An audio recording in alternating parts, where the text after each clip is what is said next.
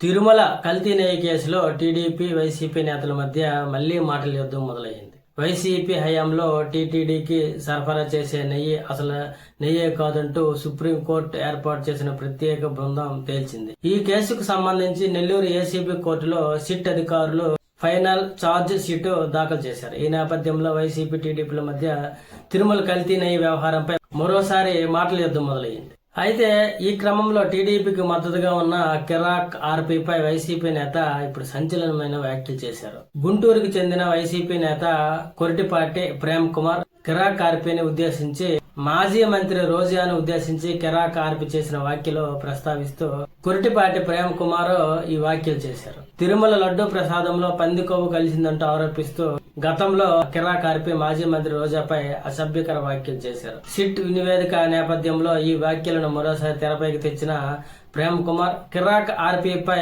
ఓ range లో విరుచుకుపడ్డాడు.